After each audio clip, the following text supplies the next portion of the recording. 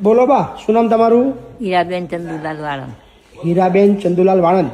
ક્યાંના છો બા તમે? લુણાવાડા. લુણાવાડા. કેટલી ઉંમર થઈ તમારી? હવે તો પહેલી વખત કઈ ખબર નહીં. બરાબર. કોણ છે તમારા ઘરમાં?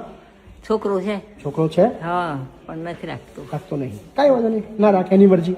નથી બરાબર ને? તમારા ઘર છે પોતાનું? હો, ઘર પોતાનું કઈ ગયું? તઈ જ છે, એમાં રહે છે છોકરો. અચ્છા, એ લોકો એમને રહે છે. કેટલા દિવસથી કાઢી મૂક્યા તમને?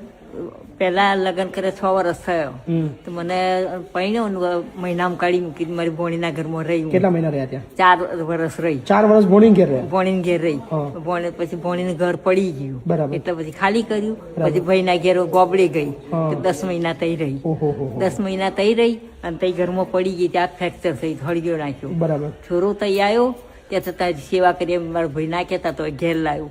ઘેર લાયા 8 મહિના થયા. 4 મહિના સેવા કરી. રિક્ષા નથી એને, રખડી ખાતું હતું. તે રિક્ષા બહાર સેવા કરી. રિક્ષા લઈ આવી. તમે લઈ આલી રિક્ષા? હા, મેં લઈ આવી 4,000 ખર્ચ. બરાબર. અને પછી મને હવે નેકર ઘરમાંથી મને ગંદી ગંદી ગાળો બોલે. કેટલા મહિના થયા કાઢી મળે છેલ્લા? આજે જ ઘરમાં તો ગાળો ખાતી રહેતી હતી સાહેબ.